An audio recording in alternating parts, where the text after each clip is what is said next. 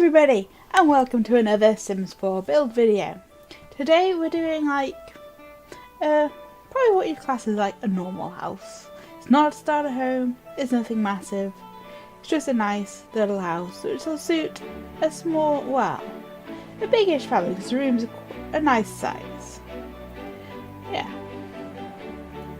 Right, now, as you can see with his name, we go for this minty colour because I love mint as a colour. I like mint as a food. Yeah. But yes, I really like how this house looks in the end. Yeah, it's a nice classic, well-ish house. Again, I think it's more of an American style house than it is an English style house. But a lot of English houses are a little boring. Just your general house. Because a lot of the time they get built in big estates and they're all like the same. I live somewhere where most of the houses, there's like 3 or 4 different styles and that's it. For the whole street. And I live on quite a big street. But yeah. Yeah, because like in America, whenever you see things, there's like loads of different houses. And it looks really cool. It's just not something you see over here very often. Right, as you see, we go for quite a nice floral theme for the outside of the house. You know, lots of little window baskets. Yeah, window baskets. I think that's what they're called. And lots of a nice little array of bushes along the front to add nice colour. I actually changed the colour of these ones this time. I usually don't bother, but we go for pink because I think pink goes nicely with the mint. Yeah. Now the background gets done later. All we do is like put a nice curved patio on it and then add a fence for now. The rest of it gets done later. As you'll see. Yeah. As you see with that house that's next door that has like 2 mailboxes. I feel so silly for not noticing that sooner. It's a shame. It's a nice house, that one, but I know I did film it, but then I didn't at the same time. I think I accidentally shut OBS before I saved it. Or before it finished recording. Yeah. Before I saved it. So yeah, that one got lost. It's a shame, it's a really cool house. It's a little cottage with a modern extension. It looked really cool. But, oh well. As you can see with this house, it has nice sized rooms. It has a little study, a dining room, kitchen, and a living room for downstairs, and a little toilet. And upstairs has 3 bedrooms and a bathroom.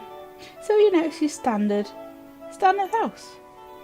It would probably do like you have 2 beds in each of the kids. Yeah, you can fit like 6 Sims in it comfortably. There's enough beds for 6 Sims. Yeah, and with the 2 bathrooms, you can probably just about cope with 6 Sims. You probably want a 3rd really for 6, but it's okay because in the mornings they always want to use the bathroom. No way about it. But here we are doing the kitchen. I like how the kitchen ends up. It's a little bit plain, but again a little bit cluttered.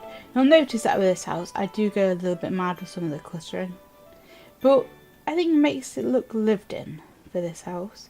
It looks like it could probably be a big family house. Quite a big family living in it. It's a bit of clutter everywhere, like lots of books, a few flowers, a few pictures, lots of books. So it's a house for people who like to read. Which is something I like to do. And you know, if I had more space, I'd have all of these books around as well. I just don't have the space for it. Right, there's the dining room done. It's quite a nice simple little room. Now for this house we don't go for like the high spec stuff because I want it to be vaguely affordable. I think it ends up being 120. So it's something that is vaguely affordable. If it was real life, it would be affordable-ish. But it's not. so it's not quite a starter home, but then again it's not a big massive 500 thousand house. It could have been made cheaper, but I wanted to have all the decoration and stuff, and that makes it expensive when you add in all of this rubbish. But hey, it looks nice. I wasn't quite sure if I went a bit over the top with that pile of books, but hey, it still looks good. It's the kind of thing that would happen if you had a few people reading there and they just wanted to put, and they didn't feel like walking over to the bookcase, which is silly because they're just there. It's the kind of thing that happens in a house in real life. Sometimes. If you're not a neat freak. No, you see, you have to be a neat freak to have a tidy house, but it helps. You gotta be motivated to keep your house clean. Something I'm not always motivated to do. Yeah, see, adding lots of clutter, making it look like it's a realistic house that someone will be living in, a whole family living in it. See, with this bathroom, it definitely looks like a bathroom that could be used, but is used by a few people. With the clutter and a bit of mess. Yeah, see, look, a bit of mess. I don't often use those clothes, but I really should start using them more because they do add a bit of detail. And it's kind of realistic that, okay, in the bathroom you'll have clothes on the floor. Because sometimes people just don't want to put it in the hamper. Or the hamper could be full. Yeah. That bed annoys me because there's like nothing. No, I can never find the side table that's meant to match that bed, even if there is one. So I always go for one that's vaguely close. As you can see, we clutter this room. I use quite a small lamp so I can clutter it up a bit more. Those Sims 3 reward lamps. Yeah, I think I have all of them. Yeah, I should have all of them. I had all the expansion packs. And the base game.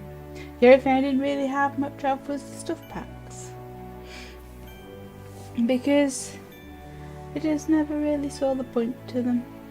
I think I had one or two of them. And they were nice, but some of them were really tacky. Like, how often did you get to use the stuff out of the movie one? Why?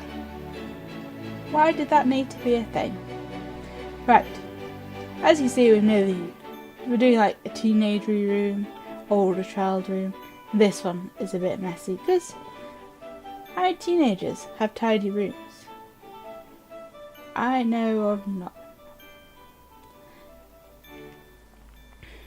As you see, we add a bit of art and, decoration. I go for a bit more. I use more rugs in this house than I normally do because I thought it makes it a bit more interesting. Try and use a bit more decoration than I normally would. As you can see, we've nearly finished the house. We'll be moving on to the outside garden in a minute.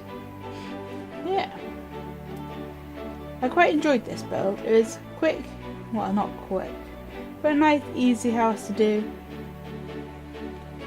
It's just one of those houses that I think really works, and it went together really easy. I didn't feel like I was struggling to find items to put in it. It's just a good size. I even like how the garden ends up. I'm not quite too sure about bits of it, but I do like how it ends up in the end. Layering this lavender because I don't like it. Looks too flat if you just have like a single row of lavender. Oh dear, sore throat again. But yeah, here we are in the garden. I did not like these bushes in the end, so there you go. There you go. We just stay with the big ones in the back. I'm going for a little bit of a wildflower feel, adding in some dirt because it's realistic that your flowers grow in dirt. And all we add really is 2 garden patches and a kids monkey bars for the kids because it gets up their motor skill. And here we are into the screenshots for this house. I feel like I rambled a lot in this video, but I'm sorry for that. As you can see, this is a nice clean build. Well, not clean. A nice big-ish house. Suits a family of probably up to 6. You wouldn't really want to fit any more in. even if you could. Yeah, I'm quite happy with how it turned out. It's a nice house, looks good in the screenshots, and it should be a nice house to play in, which is my aim. This will be probably one of the houses that I would play in the Let's Play, as it's affordable, but it has a few rooms. Right, thank you very much for watching this video. Please like and subscribe if you enjoyed it. Bye bye!